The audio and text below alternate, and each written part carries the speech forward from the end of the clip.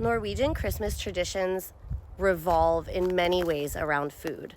So I wanted to start you guys with this beautiful view. I'm hot, even though it's -2 degrees out because I've been working with the horses. But finally time, we're gonna talk about Norwegian Christmas food. This one is gonna be a bit longer. For you on Instagram, it's probably gonna be a two-parter. But for the rest of this video, we've got to go to the grocery store. So let's go. Okay, I warmed up a little bit, or cooled down a little bit, so I have a normal jacket on. And you guys know, filming in a grocery store is my least favorite thing in the whole world. But for you guys, I'm doing it because we got to get eyes on this food. So I'm probably going to break this into two. And for the first one, we're going to do what is possibly the most famous, and then also a new one I learned. So Lutefisk and Medisterkaker. Here is Lutefisk. Oh, this isn't even frozen. You can see a serving suggestion there. Now, I have two interesting stories about Lutefisk. The first is, if I ever told anybody that I spoke Norwegian in America, the first question I would always get is how often I'd eaten Lutefisk, because my boarding school had culturally authentic food. But I would always say, nobody in Norway eats Lutefisk anymore. It was fish preserved in lye.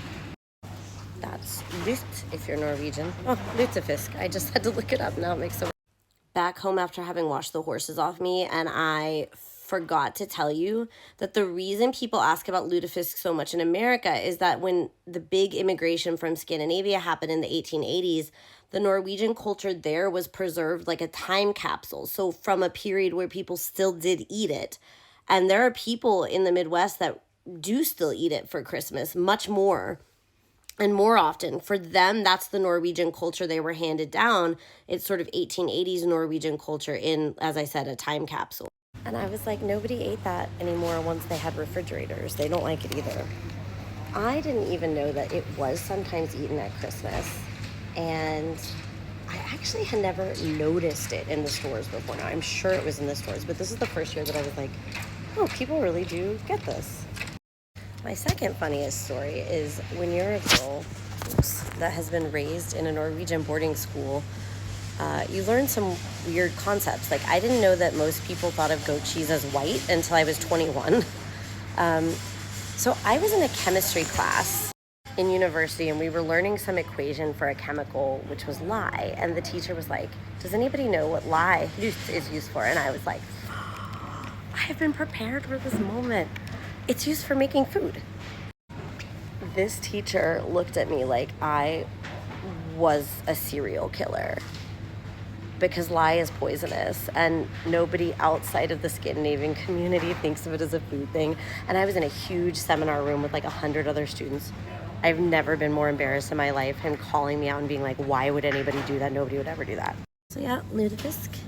I really was surprised that people still eat it at Christmas. So how often do you guys see it? Do you guys see it often at your Christmas dinners? Do you have it? Do you like it? I tried it once because my husband made me. He thought it was bad that my boarding school didn't give it to us. Well, this one I didn't learn about until a year ago.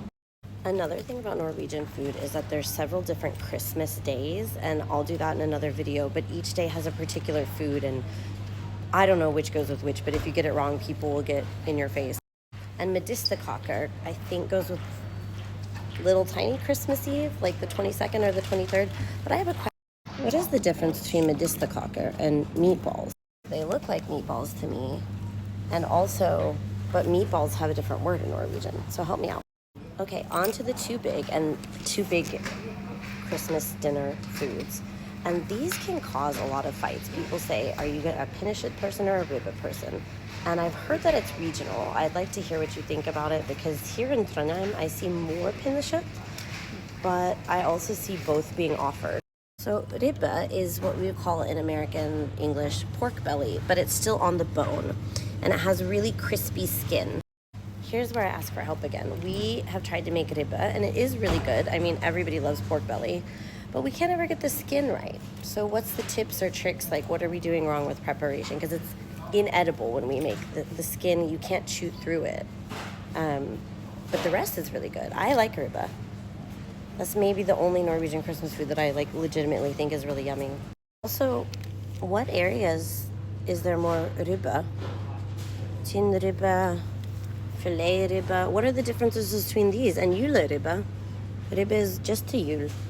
What are the differences? And now we've come to my nemesis. Pinnekjøtt. Know thy enemy, they say, and I know a lot about pinnekjøtt, or at least more than I know about the other foods, actually. Pinnekjøtt, as far as I understand, is dehydrated lamb chops. You get them, you have to soak them over and over in water to get all the salt out that was used to preserve it, and then you steam them above these birch little sticks. And then if you're me, you cry because somebody's serving it to you, but otherwise then you eat them.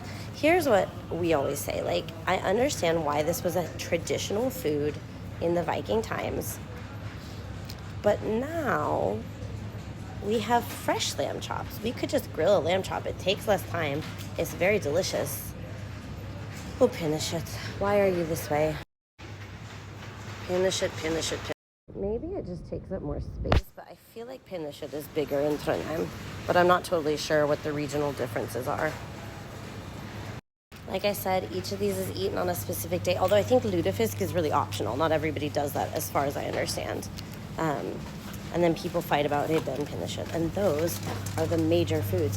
The other thing is, like, Americans get a rap for eating unhealthy, but when we have like a feast, we have vegetables. In Norway, it's like potatoes and more sausage with this stuff.